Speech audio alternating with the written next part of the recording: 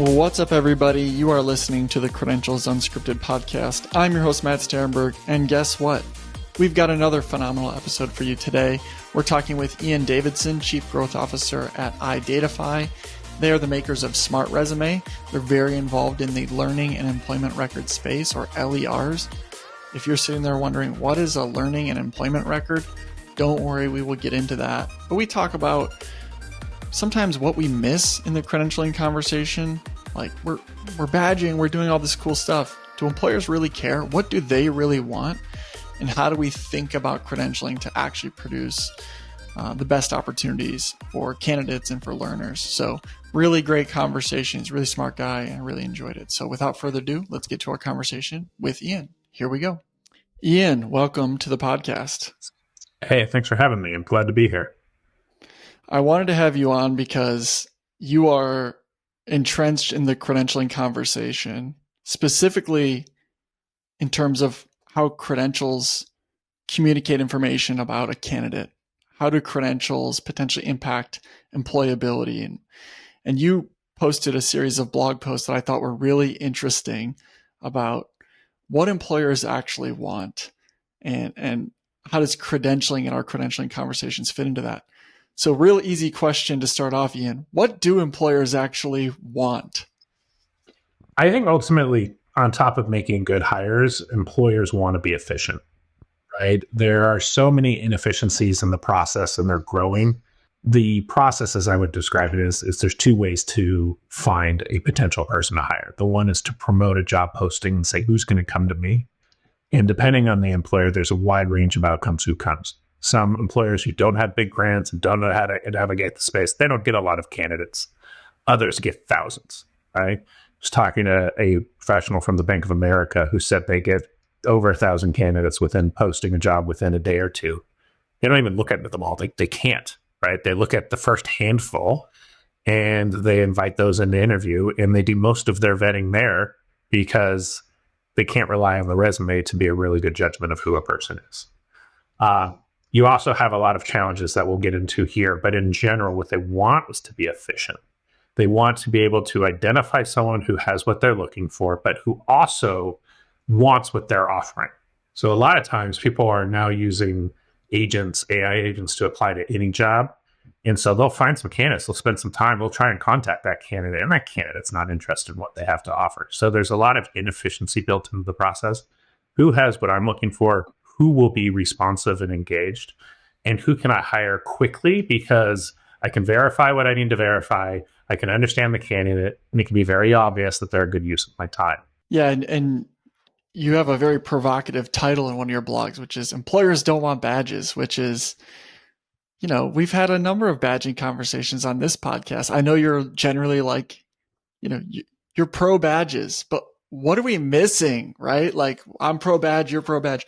But to say that they don't want them, I think is obviously like an eye-catching title, but like explain that a little bit more for me. Like what are we missing by saying, you know, badges is going to solve this? What do employers really want to get? What are we missing? Yeah, I want to be, like you said, I am a huge fan of badging. I'm a huge fan of the learning and employment record ecosystem. At some point, I can tell you how I discovered it and why I decided to bet my career on the idea that learning and employment records can solve a lot of problems in hiring. But I think we have a tendency to lead with technology and lead with theory and say, well, what's really cool, because what it is this portable asset that comes in a digital format that can be moved between platforms, and it's going to verify that an institution is standing behind an individual on this claim. And the claim can be anything. It could be, you know, and it's the future, because who needs resumes when you can have all of this data coming in, et cetera? Like you can rattle it off. You know, I remember a few years ago, Sean Murphy from the Walmart Foundation said, we have to teach people to spell LER. And I think at the time I agreed with him, but now I think we have to teach people to sell the benefits of digital badging without using any nomenclature that employers don't understand. And what I think is really important, Matt, is one of the reactions that I got from one of the blogs I posted from Taylor Stockton at Learning Economy Foundation was like, hey, we're not all in this for the employer. And I'm not here to tell everyone to change everything they do because employers don't care about what badges our LERs are. I am saying that if we view one of the primary benefits, not the only, but one of the primary benefits of digital badging is that it creates economic mobility for people, then we need to make sure that we're solving problems for employers and making that data valuable to them as well. And so, yes, I don't think that they are fundamentally looking for the way we describe things. We can get into what they might be looking for. Yeah, I think, credentials are currency, right? And if it's going to have any value as currency, it needs to be exchanged for something. There needs to be a trust component.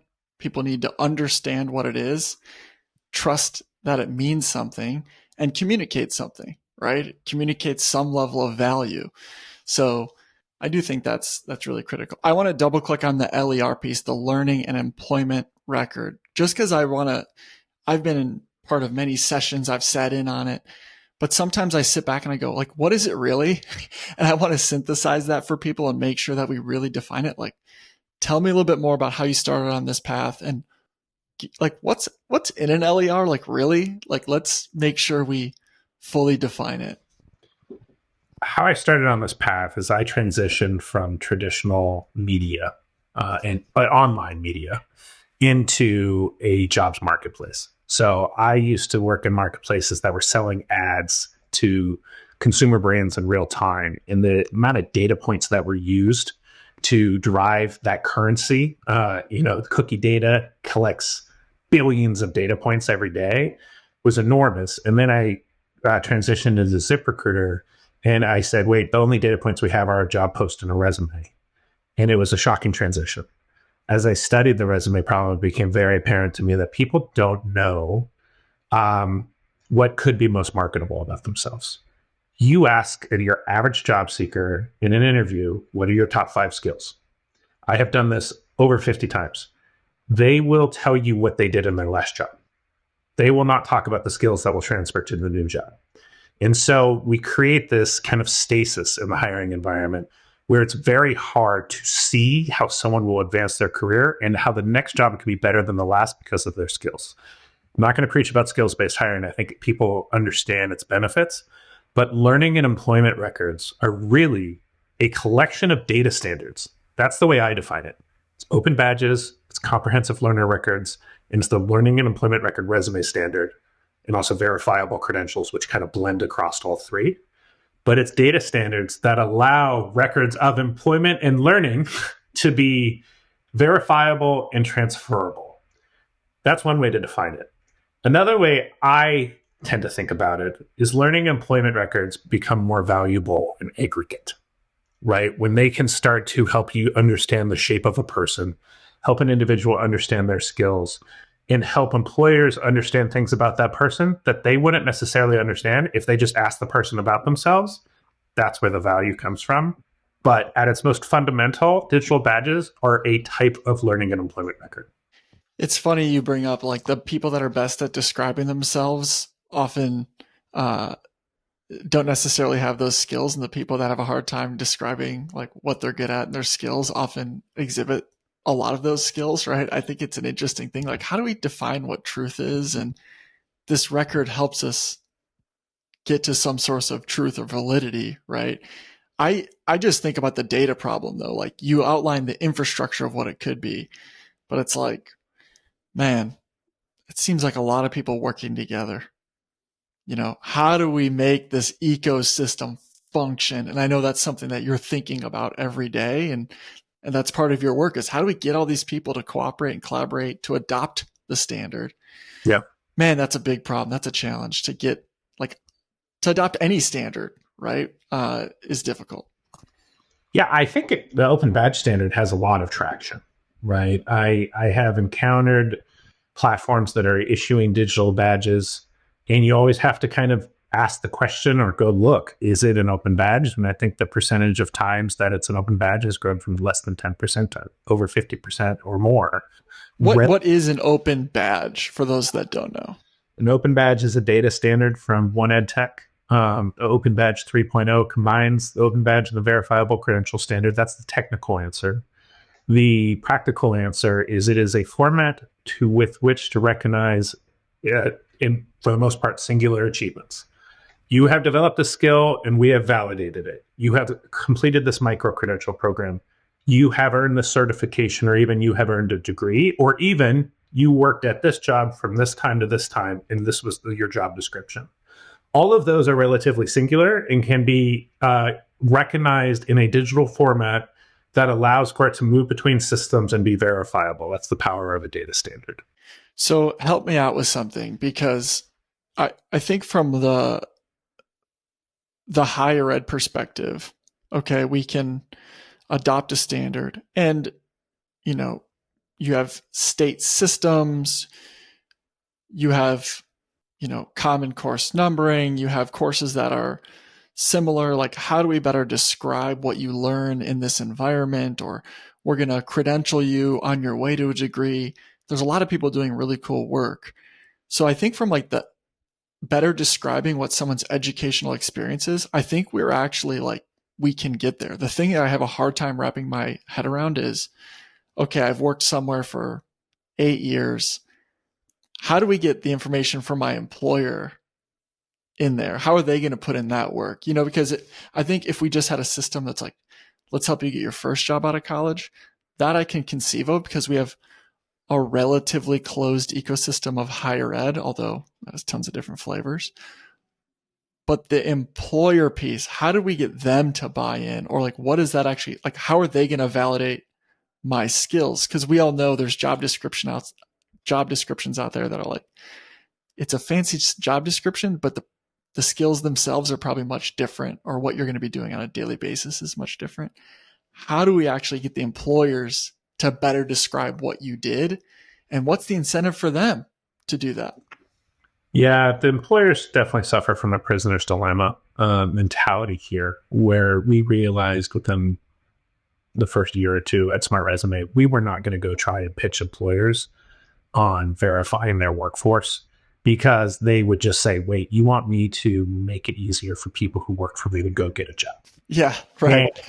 And so, I think that will be, I always tell people, I think that's the final piece that will snap together. And I think it'll happen when they see the value that they get when other employers do it. I think there are some employers leading the way. But in general, I don't think we need them to do it.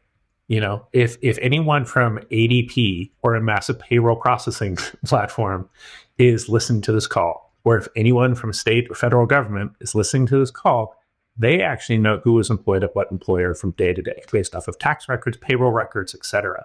And so there are ways to get to, someone's applying to my job, did they really work somewhere for the dates that they have? That could help us jumpstart the whole ecosystem. And then there are ways to get employers comfortable with, like, okay, maybe I don't say what they do. Maybe I don't have to think about to validate with the skills. But we know how many calls we get from background screening companies. Was Ian really in this role from the state to the state? Maybe I will issue just that.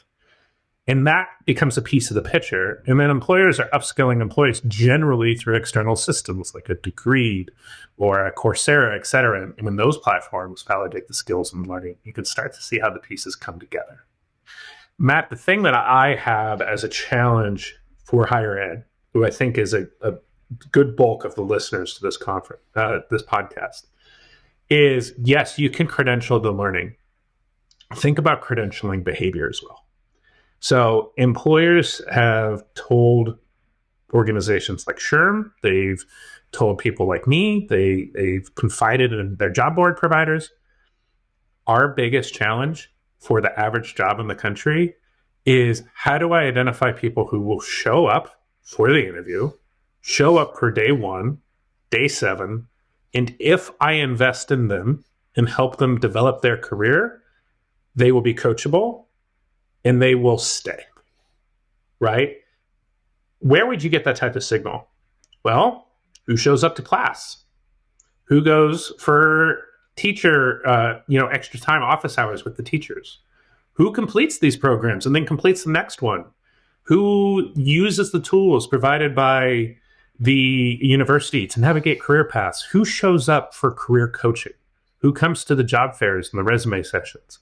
That's the secret layer of data that is, I think, much more interesting to a much wider universe of employers than what classes did they take and what micro-credentials did they have. And we don't even have to have the answer right now, right? If we had data flowing back and forth, they could make their own determination about what has made an impact for employee retention, right? Like I think showing up to class is obviously like a good indicator of whether someone's going to show up to work. That might be it. But it also could be, actually what we found is the best hires we make are someone who was in a college sport. It could be any little thing like that. And obviously there's a good fit for each individual company. But if it was better data, they could then look at the data over time and start to actually do an analysis of like, what did we learn from the data and what this person ended up being at our company, right? That's kind of the cool possibility too. Can I illustrate that through my favorite story about career services? Peter Thorsett is at Alamo Colleges. He's part of their micro-credential program. You probably know him. He's their Canvas credential customer. But he's worked in career services previously. He told me about this one student. I forget the student's name. Let's call him Barry. And he just loved Barry. Barry was personable and likable, eager and earnest, showed up and asked for help, really wanted to have a good career, but he just didn't do well in interviews. And Peter became very invested. And so he would call employers and say, I'm telling you, this kid will make a great hire. He may not interview well. Give him a fair shake. And so he came back from an interview and he asked Barry, how'd it go? And he said, it didn't go well. I said, well, what was the hardest question? And he said, well, they told me that the most important thing they're looking for is teamwork. And they asked me questions about how I've demonstrated teamwork. And I just could tell that I didn't give them the answer they were looking at. Peter said, Barry, you're the captain of the basketball team. Did you tell him that? Barry was like, no, why would I tell him that? That has nothing to do with business. And so to me, like to your point, like just give data, give signal, because Barry doesn't think that's relevant when he goes into an interview, and yet almost guaranteed would have got the job if he shared that. That is a great example, because the question is about teamwork. And if you're on a basketball team, that's kind of just part of the operation. You kind of don't think about it because you're so close to it, right? And they could have said, tell me when you've been a leader inside and outside of work. That question he probably wouldn't have been able to answer, but he's not sure what they're looking for. So he's trying to give them the answer. And that's also part of the problem with these job interviews is you have one shot at it. You're trying to give them the answer that you think they're looking for in a truthful way. And you're missing things like, oh, I wish you would have answered this way. Be like, I didn't quite know what you were looking for. And you don't have the questions in advance, right? So it's a difficult proposition. In your piece, you also highlight AI. The employers are using AI to filter through resumes, and candidates are using AI to create their resumes or write cover letters, whatever it may be. And it seems like if you're a candidate, you're using AI, like, how do I stand out? How do I write the perfect cover letter or resume based on the job description? And it ends up being like a zero-sum game because it just floods the applicant pool potentially. And it seems like no one wins. And so I think AI is a good accelerator for some of the things that you're talking about.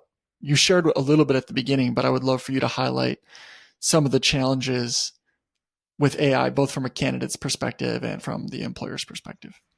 Yeah, AI is creating so much urgency for what we can bring to the table as a digital credential community. Dave Wingle, the founder of Identify and SmartResume, says our story was lacking a villain, and now we have one, right? Yeah. And that's not to beat up on AI. It's just storytelling is part of how you get things to grow, right? So yes, I have experimented putting my stock resume into ChatGPT and saying, make me look like a fit for this job. And I don't think ChatGPT or me in doing so is doing anything particularly unethical, right? It still seemed like you when it spat out the resume. It didn't seem like a different person. And I always say, like, actually, Matt, what are the two biggest rules that you were told when you were writing your resume to follow? I wish I could tell you. I mean, how long can your resume be? Well, what I always thought 1 page, 2 page maximum. Okay. And what should you do to make yourself look like a fit to that employer? I think you would align it with the job description, or those are the two things that everyone says. And that's what AI is doing. You can give AI 100 pages and plug in the job description, plug in your resume. It's like, yeah. And so it's just doing what we were all told, and we would reward the job seekers who put the most effort into doing these things.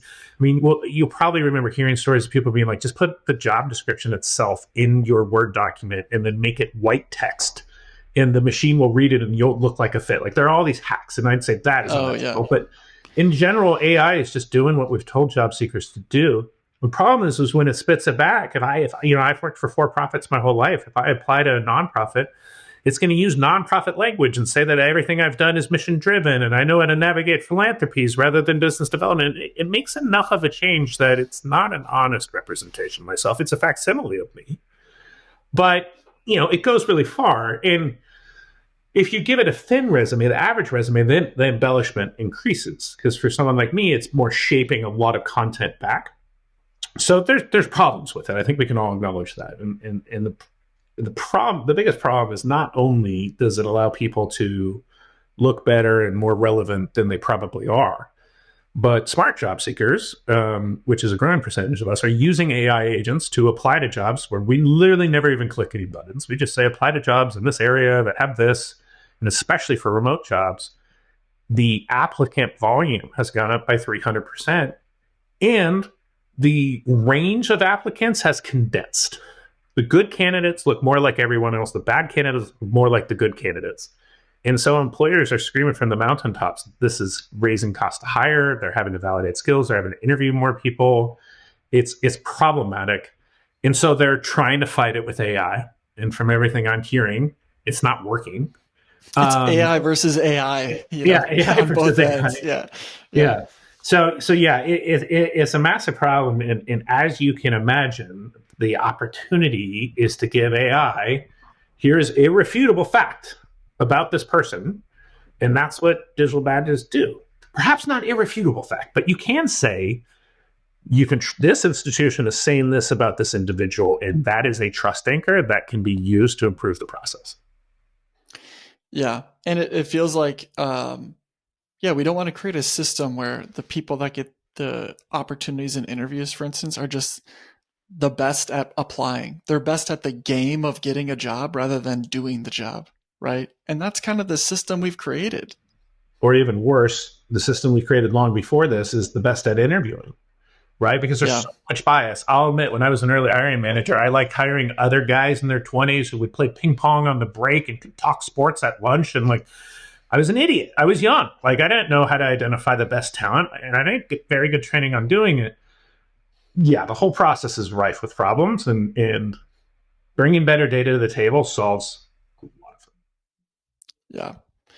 Well, Ian, I'll give you the last word. Is there anything else we didn't highlight related to this conversation about what employers want, LERs, talking about skills? Is there anything that you want to highlight that we haven't yet talked about? Yeah, I would say that everyone who is working on these types of data and these signals, their heart, I always have found, is in the right place, and the work that they're doing is important, and it should march on and continue. And the more people who do this, the better the volume of data grows, the better the signal is. Everything's becoming better, and it's inevitably marching in a fabulous direction that's going to create a ton of economic value for a lot of people and a lot of good societal value. If we want to accelerate it, supplement what you're doing with the lowest common denominator things. How can I verify my student's identity just like I do on a student ID card as a digital credential? So if they want to work remote, employers can know that that is a work authorized resident of the United States or a citizen, et cetera. And they go to the top of the pile because employers are terrified of hiring people representing themselves as Americans who aren't. That should be something you should be able to do for 100% of your student body as a service. Think about the attendance records, things that we've talked about. Think about signals that are simple and that you can measure across anyone. Think about credentialing the time cards of your own workforce. Who shows up on time, right? And just contribute. And we tend to focus in on highly specialized things where we're only credentialing 15% of our student body as a result. Focus on common denominator. Go ask employers what they would find valuable. And that's a rocket fuel to this whole thing, because you can increase the volume of people that you can support. And surprisingly, by going down to basic things that you can measure across entire populations, you increase the value to employers. Well, Ian, I always appreciate what you have to share, because you have a really interesting perspective on it, and you're always kind of pushing the envelope, but doing it in a way that's really pragmatic. Ian Davidson, thank you so much for joining me today. That is our episode. Thank you again to Ian for joining us. And make sure you like and subscribe and check out the other episodes that we've done. We've had a lot of great episodes and great guests. Easy for me to say, great episodes, you should listen to them. But the guests are what make them great. So we just had one on AI, the future of work and education. That's really kind of a big conversation around AI. And if you're one of those people that doesn't know what to think about AI, I would definitely check that one out, because it's a very open and honest conversation. We've got a few great episodes coming up too. We were talking with Courtney Brown from the Lumina Foundation on the state of higher education today. What is public sentiment around higher ed? We're going to go through some data there. We also are going to talk about the value of short-term credentials and upskilling as well in future episodes. So definitely check those out. We appreciate you listening. If you have any questions, comments, or feedback, you can email us at credentialsunscripted@gmail.com. Thank you so much for listening. We'll talk to you all real soon. Goodbye.